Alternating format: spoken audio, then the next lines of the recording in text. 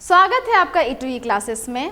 आज हम बात करेंगे सीटेट के एग्जाम में आने वाले महत्वपूर्ण सवाल जिसे हम गद्यांश कहते हैं। पद्यांश पे हमारी चर्चा पहले हो चुकी है, अगले महीने एग्जाम होने वाले हैं, तो हम एक बार लास्ट मोमेंट की जो तैयारी होती है बहुत महत्वपूर्ण होती है और उसमें हम चीज़ों के हर तरह के क्वेश्चन पैटर्न को देख लेते हैं। तो गद्यांश में चीज़ें कभी कभी बहुत फंस जाती हैं और आज हम उसे गद्यांश के दूसरे वीडियो में हम जानेंगे कि हमें अगर गद्यांश मिलता है तो किस ट्रिक से और कैसे हम सॉल्व कर सकते हैं। और दूसरी बात, यह वीडियो प्राप्त करके आपको यह भी रिलैक्सेशन होगा कि किस तरह के सवाल पूछे जाते हैं। रैंडमली आप सवालों को देखना, परखना और समझने से आपकी चीज़ें जो है बहुत आसान हो जाती हैं। तो चलिए शुरू करते हैं।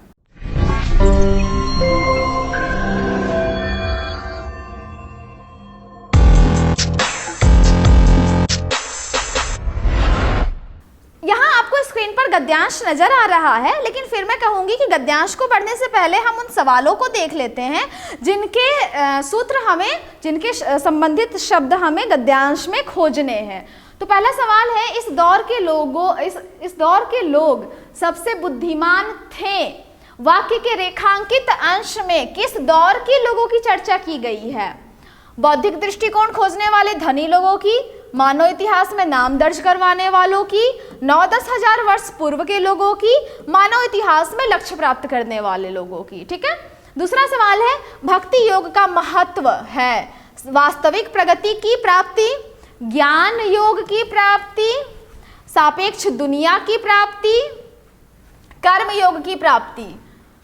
फिर अगला सवाल है, डैश एवं डैश योग भक्ति मार्ग को सशक्त करेंगे। अब इतने सारे ऑप्शन नजर आ रहे हैं कि भक्ति योग, ज्ञान योग, कर्म योग, भक्ति योग, ज्ञान योग, राजयोग, कर्म योग या ज्ञान योग। इनमें से वो कौन से दो शब्द है जो यहाँ पर फिट बैठेंगे और इस पंक्ति को, इस प्रश्न के उत्तर को पूरा करेंगे। फिर गद्यांश के आधार पर कहा जा सकता है कि मानव जीवन में डैश का महत्व सर्वाधिक है। ऑप्शन कर्मयोग, ज्ञान योग, आध्यात्मिकता या बौद्धिक दृष्टिकोण। ठीक है। फिर अगला सवाल है, मानव जीवन के लिए एकमात्र मार्ग क्या है? भक्ति का, ज्ञान का, राज का या कर्म का? मनुष्य के पूर्वजों ने किस चीज की आवश्यकता को नहीं समझा था? ज्ञान मार्ग की, भक्ति मार्ग की, कर्म मार्ग की या फिर मानसिक विकास की? विशेषण विशेष्य का उदाहरण क्या है? तो देखिए, ये सीधा सीधा व्याकरण का सवाल आ गया। सबसे बुद्धिमान, सबसे उज्जवल पक्ष, मानव इतिहास, अधिक तेजी। इसमें से विशेषण और विशेष्य का उदाहरण है, इस पर जोर देना है। कभी कभी सवाल आता है कि उदाहरण नहीं है, तो वो आइडेंटिफाई करना होता है। सापेक्ष का विलोम क्या है? ये भी व्याकरण संबंधित सवाल है। समूह से भिन्न शब्द क्या है? तो एक तरह से ये भी व्याकरण का हिस्सा है। आपको ऑप्शन दिया गया है, साल, मदद, तेजी और कर्म। इसमें से आपको वो शब्द चूज करना है जो समूह से भिन्न हो। समूह अर्थात ग्रुप से। तो अब चलिए, अब आकर हम लोग एक बार पैसेज को सिलसिलेवार ढंग से पढ़ लेते हैं।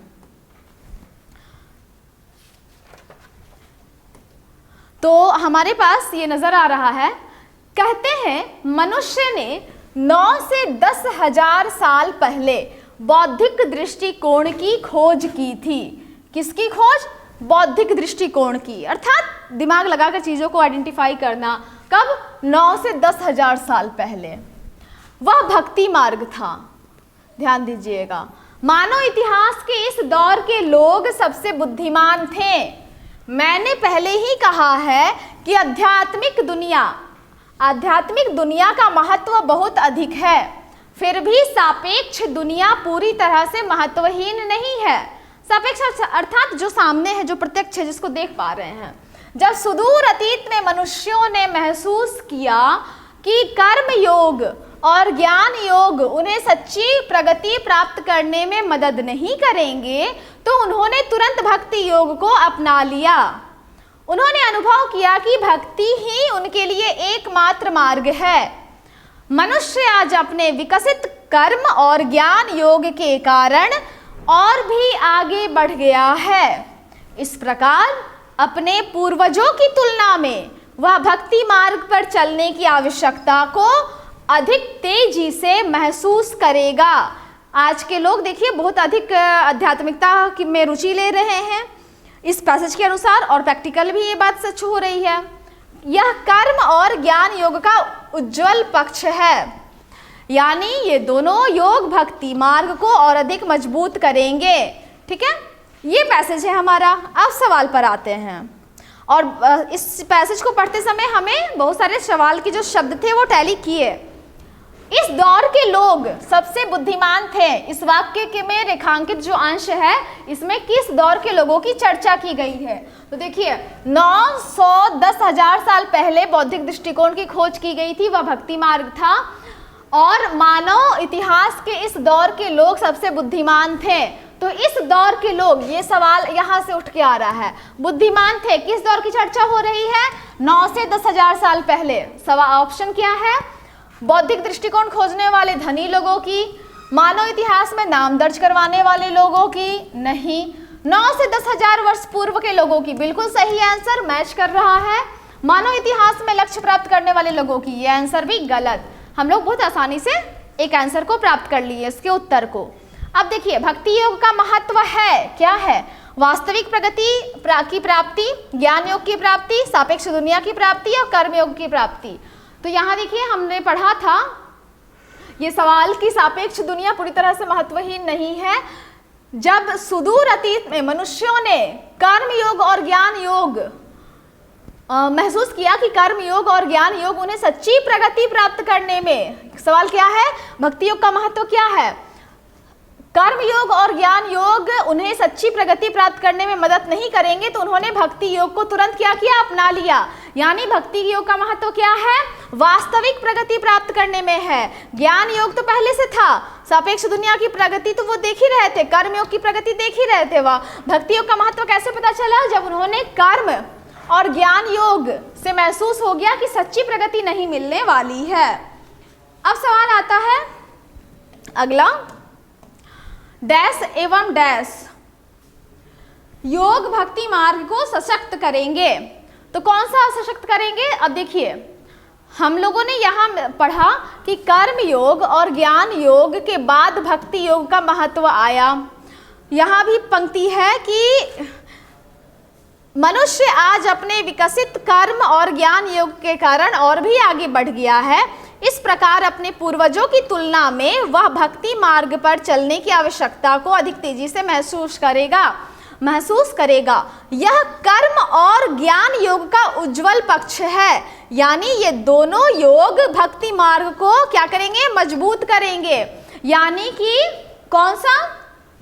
कर्म योग और ये ज्ञान योग जो है हमें भक्ति मार्ग को सशक्त करने में मदद करेगा। यहाँ क्या आया? कर्म योग और यहाँ ज्ञान योग। ठीक है, कर्म और ज्ञान योग, ये सही आंसर हुआ। सटीक यहाँ पर आ रहा है तो बिल्कुल हम श्योर हो सकते हैं, बाकी सारे ऑप्शन गलत है। अगला सवाल, गद्यांश के आधार पर कहा जा सकता है कि मानव जीवन में डैश का महत्व सर्वाधिक है। तो अभी हमने पढ़ा कि हमारे पूर्वजों ने भक्ति मार्ग को अपना लिया। यहाँ पर हमने पढ़ा कि आज मनुष्य अपने विकसित कर्म और ज्ञान योग के कारण तेजी से बढ़ गया है, लेकिन उसको भक्ति मार्ग पर चलने की आवश्यकता महसूस होगी। तो यहाँ क्या है? आध्यात्मिकता की चर्चा हो रही है गद्यांश के आधार पर। सवाल है कि गद्यांश के आधार पर मानव जीवन में डैश का महत्व सर्वाधिक है। भक्ति से क्या प्राप्त होती है? आध्यात्मिकता प्राप्त होती है। सीधे आध्यात्मिक, कर्म योग नहीं, ज्ञान योग नहीं, क्योंकि ये तो हमारे पूर्वजों को पहले से प्राप्त था। बौद्धिक दृष्टिकोण भी नहीं, इसलिए आध्यात्मिकता बिल्कुल सटीक आंसर। अगला सवाल, मानव जीवन के लिए एकमात्र मार्ग क्या है? मानव जीवन के लिए अब तक हमने जितना पैसेज पढ़ा है उसमें सबसे महत्वपूर्ण बात भक्ति की निकल कर आ रही है सीधे, क्योंकि यहाँ पहले पैराग्राफ में ये पता चल रहा है कि पूर्वजों ने तुरंत भक्ति योग को अपनाया, और यहाँ पता चल रहा है कि मनुष्य जो है भक्ति मार्ग पर चलने की आवश्यकता को तेजी से महसूस करेगा। इसलिए सीधा और सटीक आंसर है भक्ति का। मनुष्य के पूर्वजों ने किस चीज की आवश्यकता को नहीं समझा था? ऑप्शन है ज्ञान मार्ग की, भक्ति मार्ग की, कर्म मार्ग की और मानसिक विकास की। तो अब यहाँ थोड़ा ये सवाल उलझाने वाला हो सकता है, क्योंकि हम लोग भक्ति पूरा किए जा रहे हैं और सारे पैसेज की हर पंक्ति से भक्ति मार्ग का बात निकल के आ रहा है, तो ज्ञान मार्ग की चर्चा तो नहीं होगी। आप बहुत जल्दबाजी में भक्ति मार्ग कर सकते हैं, लेकिन ये गलत होगा। कर्म मार्ग तो होगा नहीं, क्योंकि ज्ञान मार्ग और कर्म मार्ग जो है पूर्वजों ने अपनाया था। ठीक है, यहाँ बात हो रही है मानसिक विकास की। पूर्वजों ने यह ध्यान नहीं दिया कि मानसिक विकास डेवलप होना चाहिए और वो अपने मानसिक विकास से चीजों को समझें और परखें। इसलिए मनुष्य के पूर्वजों ने मानसिक विकास को आवश्यक नहीं समझा, उन्होंने ज्ञान देखा, उन्होंने कर्म देखा, और जब देखा दोनों से काम नहीं हो रही है तो उन्होंने भक्ति मार्ग को अपना लिया। लेकिन लॉजिक क्या, बहुत सारी चीजें आप सुनेंगे अपने पूर्वजों से कि ये चीजें नहीं करनी चाहिए। क्यों नहीं करनी चाहिए, इसका सटीक कारण उनके पास नहीं होता है, तर्क नहीं होता है, जिसकी वजह से आज की पीढ़ी उसे बहुत जल्दी स्वीकार करने में हिचकिचाती है। अब देखिए 2 सवाल, ये तीनों सवाल बेसिकली क्या है, व्याकरण से है। विशेषण विशेष्य का उदाहरण क्या है? सबसे बुद्धिमान, उज्ज्वल पक्ष, मानव इतिहास, अधिक तेजी। तो सबसे बुद्धिमान क्या होता है? ये विशेषण नहीं है, बुद्धिमान बुद्धिमान होता है, सबसे बुद्धिमान ठीक है। पक्ष कैसा हो? उज्ज्वल हो, साफ हो, ये सही आंसर है। अधिक तेजी क्या होता है? तेजी अपने आप में गति को बतला रहा है और अधिक भी अपने आप को उसी चीज को इंडिकेट कर रहा है, तो ये ऑप्शन गलत है। मानव इतिहास क्या है? इतिहास हर चीज का होता है, तो ये विशेषण और विशेष्य नहीं है, इसलिए उज्ज्वल पक्ष सही है आंसर। सापेक्ष का विलोम क्या होता है? निरपेक्ष होता है। समूह से भिन्न शब्द कौन सा है? साल, मदद, तेजी, कर्म। तो यहाँ आपको देखना है कि साल मतलब क्या हो रहा है, एक एक दिन मिला के साल होता है, तो कम से कम ये समूह को तो बतला रहा है। समूह से भिन्न शब्द हमें खोजना है, इसलिए ये समूह वाला शब्द है। मदद, मदद किसकी करते हैं आप? 1 से बढ़कर 2, 2 से बढ़कर 3, तो कहीं ना कहीं ये समूह में किया जाने वाला कार्य है। ये मदद जो है ये भी समूह में है, समूह से भिन्न नहीं है। तेजी, ये भी गति को बतलाता है, एक एक करके आपका स्पीड धीरे धीरे बढ़ते जाता है मीटर में, आप तो उसको देखते हैं तेज गति हो चुकी है। बचा कर्म, ये स्लोली स्लोली व्यक्तिगत तौर पे धीरे धीरे बिना किसी समूह की सहायता लिए होता है, इसलिए सटीक आंसर क्या है हमारे पास? कर्म है। ठीक है, तो इस तरह से हमने 9 सवालों को देखे, जिसमें से रैंडमली हमारे पास व्याकरण के 3 सवाल रह रहे हैं और बाकी के जो सवाल हैं वो पैसेज से रह रहे हैं, और वो भी बहुत अधिक कठिन नहीं है। तो एटलीस्ट आप पैसेज को और अलग अलग इस तरह के सवालों को देखकर ये तय कर सकते हैं कि सवाल जो है किस स्तर का है, और आपको बिल्कुल हेडेक लेने की आवश्यकता नहीं होगी तैयारी करने में। तो मिलते हैं अगले वीडियो में, बने रहिए हमारे साथ, और ये वीडियो कैसा लगा कमेंट सेक्शन में हमें जरूर बताइएगा। धन्यवाद।